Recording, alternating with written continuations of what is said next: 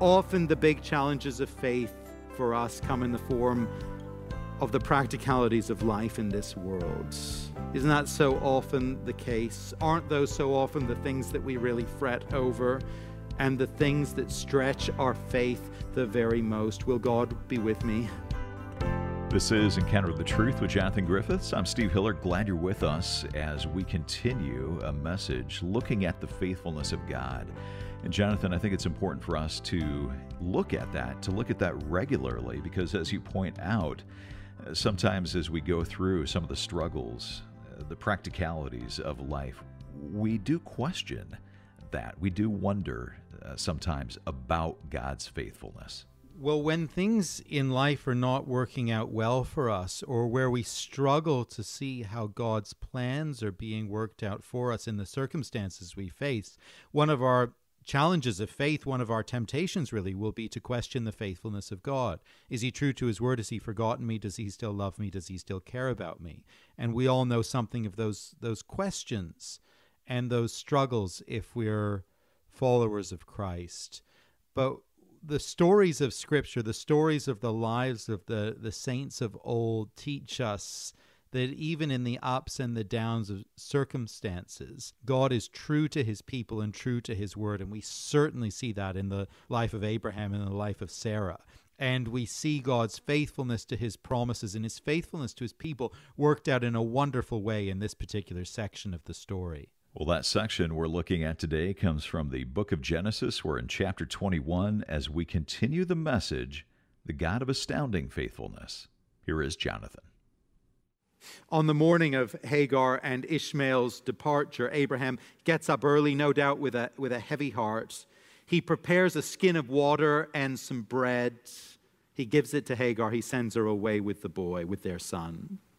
And you can just imagine all the emotions within the heart of Abraham that morning. Guilt, sadness, conflicted loyalty, regret, but off they go to wander, verse 14, in the wilderness of Beersheba. I gather that this is a pretty tough environment, pretty inhospitable, pretty dry, pretty sparse in terms of vegetation and cover.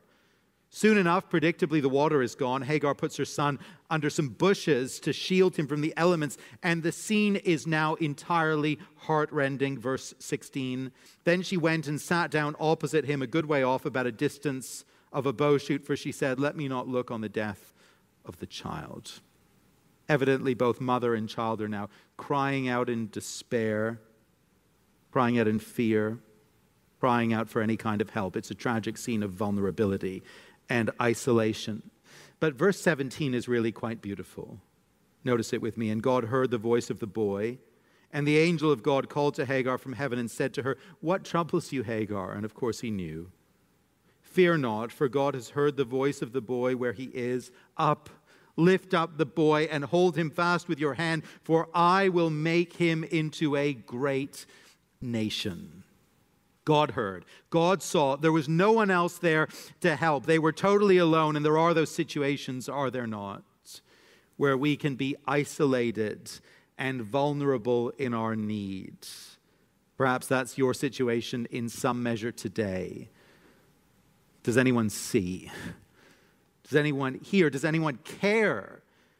Can anyone help?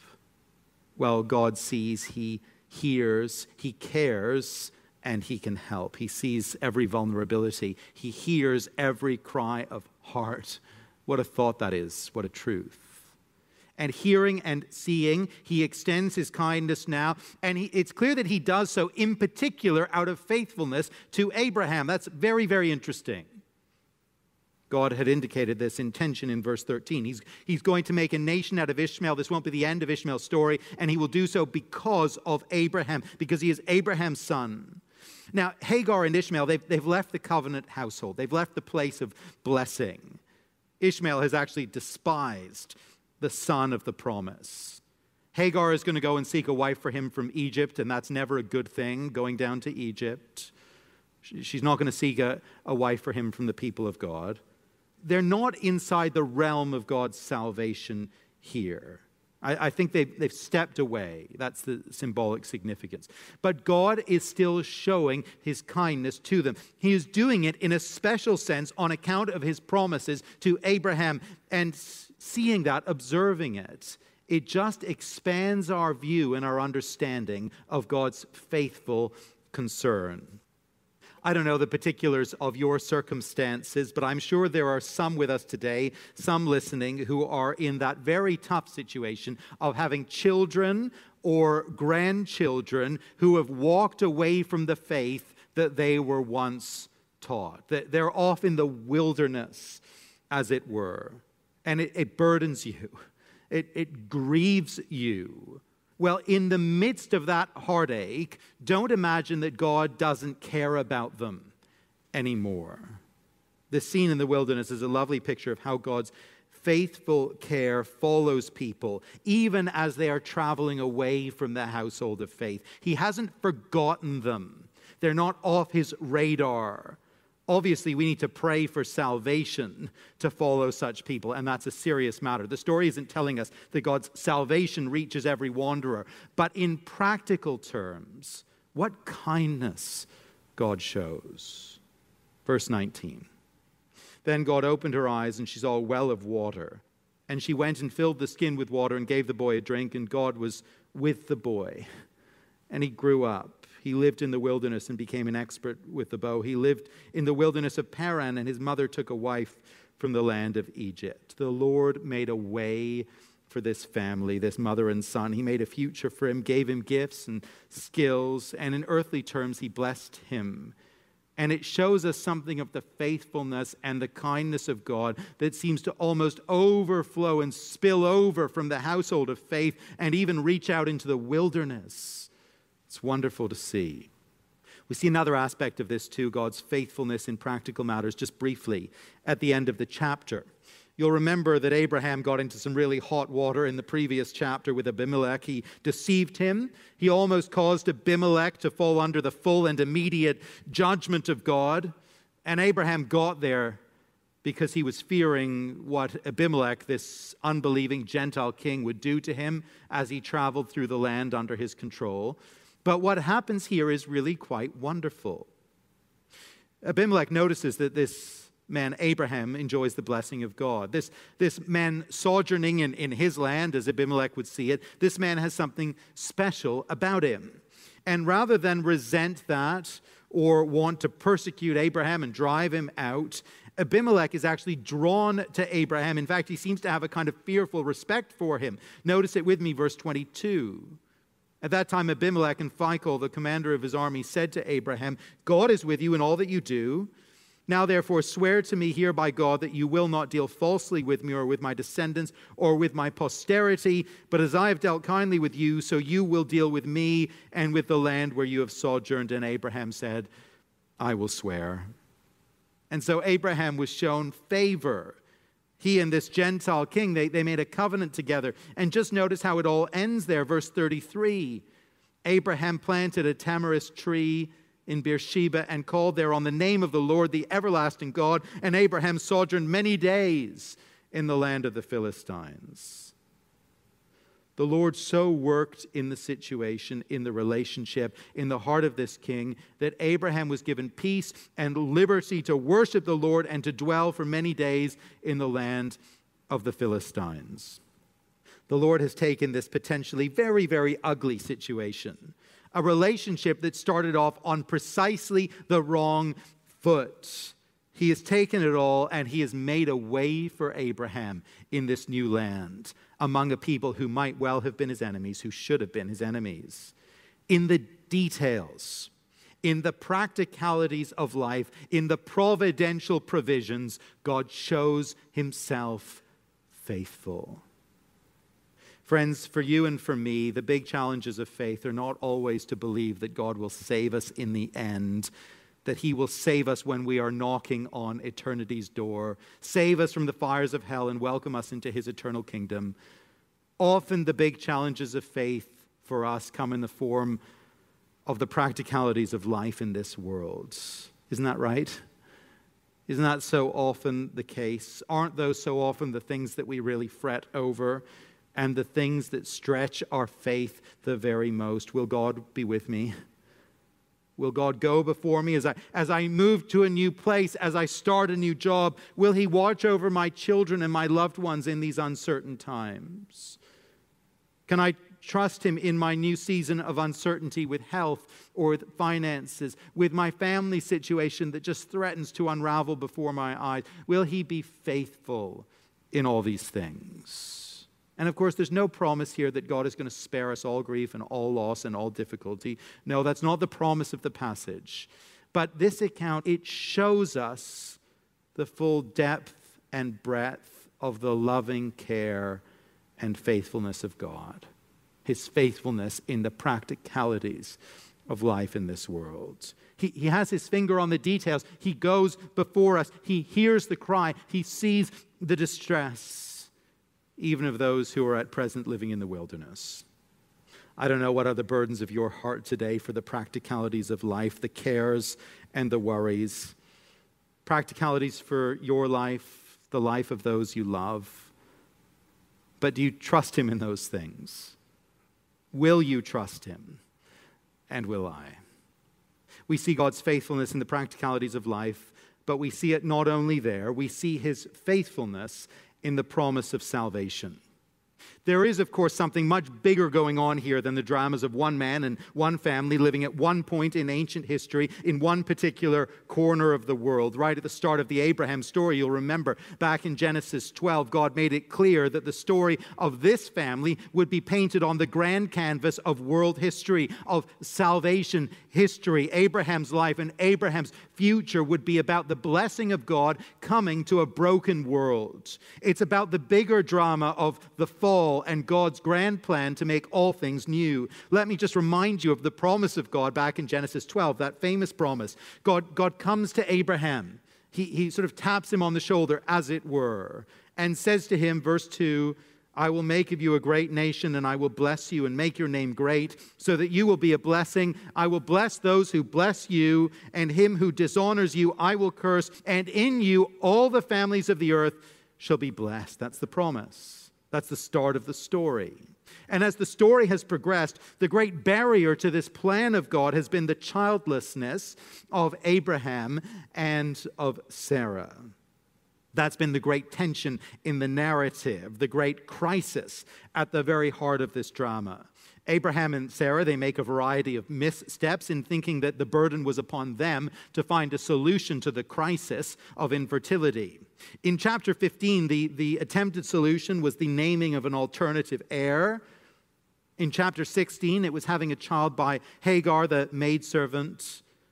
But God continually reaffirms His promise to give this couple a child. That's His plan, that's His purpose. And the mess of chapter 16, well, that doesn't disrupt it. After that, God makes it clear once again that His plan and His purpose, His promise is unchanged.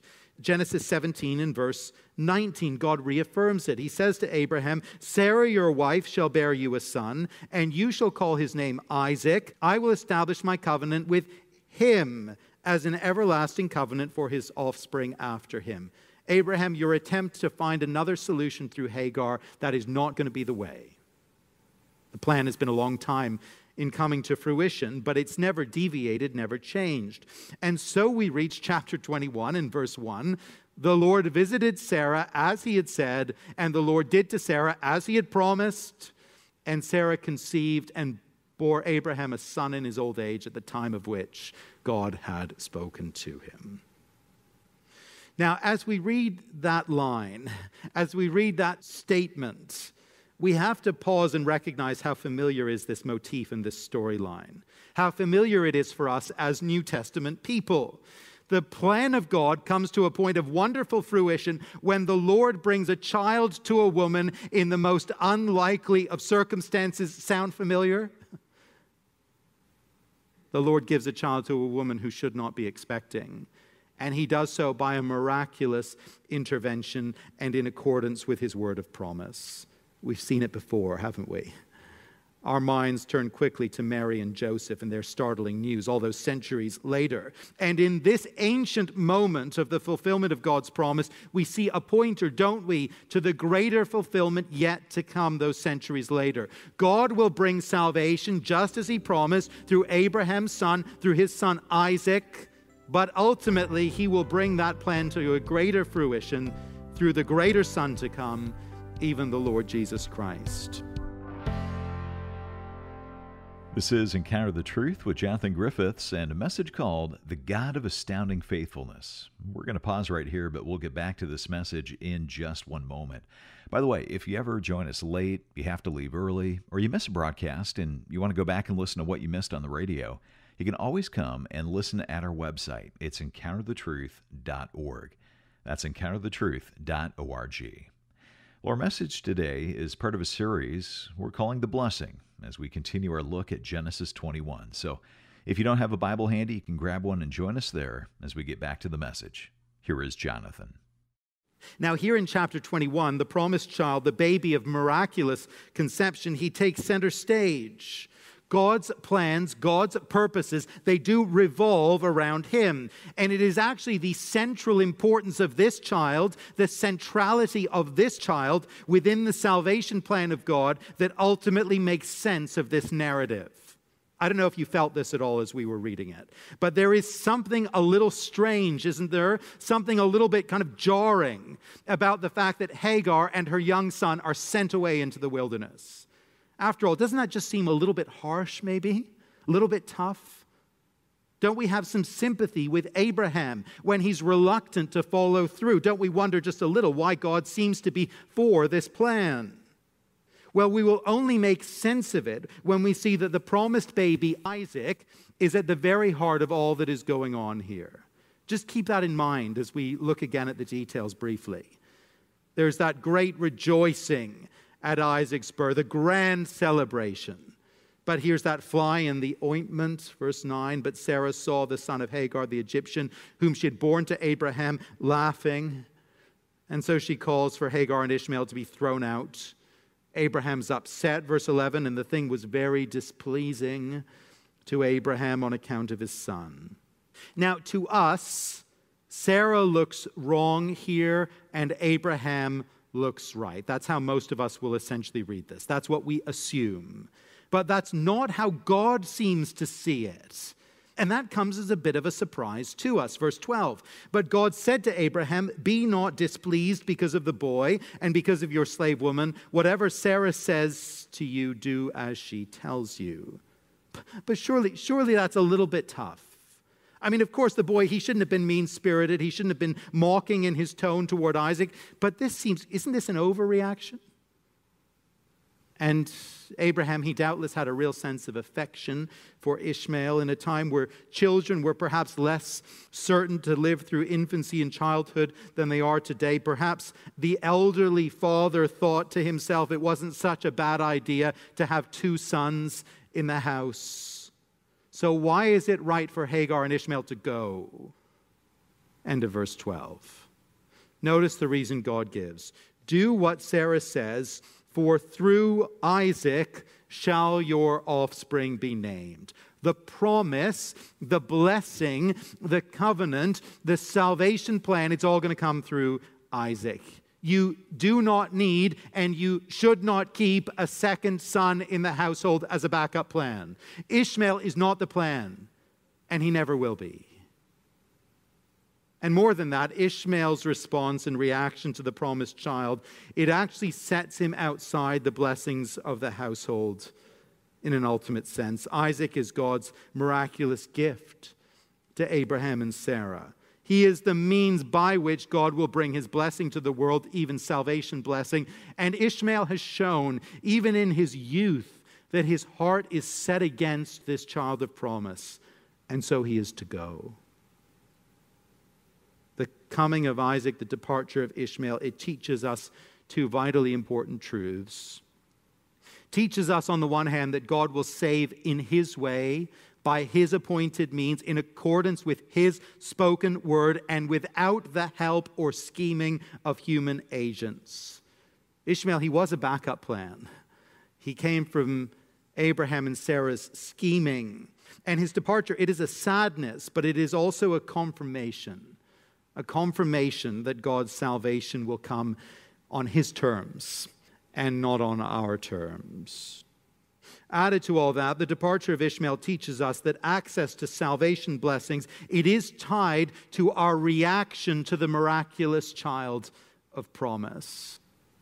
Ishmael and Hagar were sent away, and that was a costly thing for this young mother, this single mother and her son.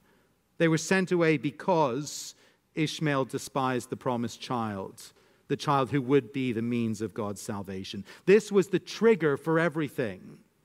And as you and I stand back from all this and consider it and observe it, it does leave us with a question and a challenge. Will we take God at his word?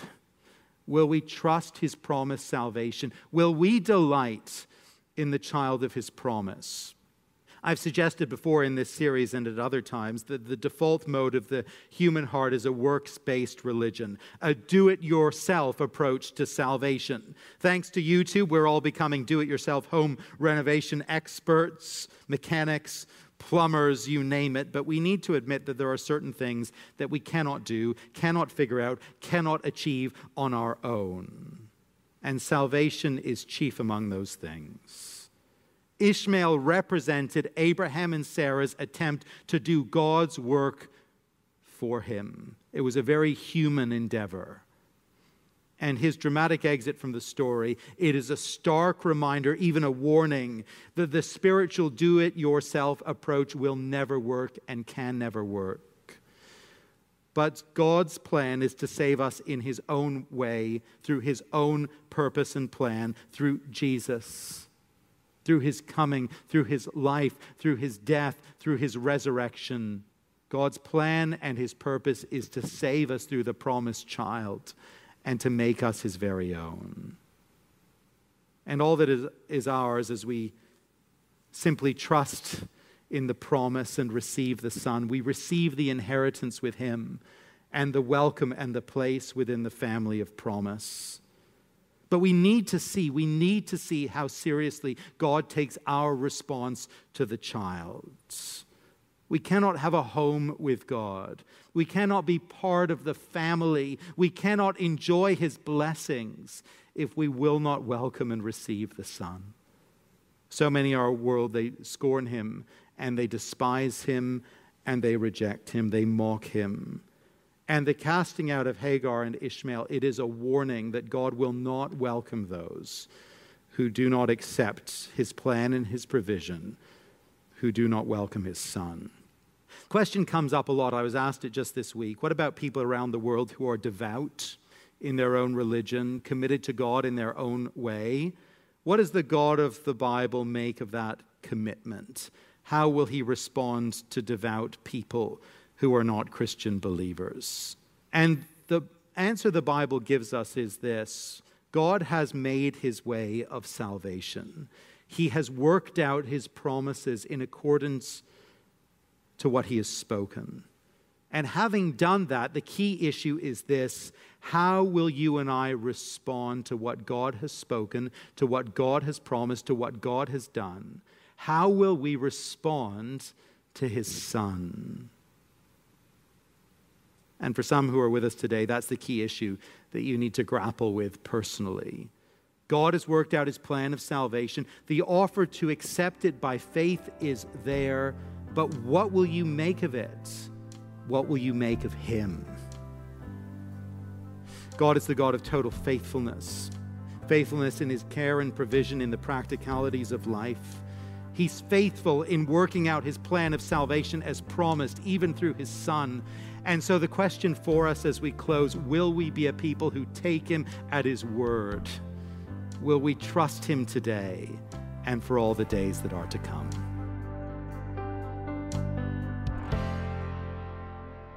Jonathan Griffiths with a look at the faithfulness of God today, seeing his faithfulness at work in the practicalities of life and at work in the promise of salvation.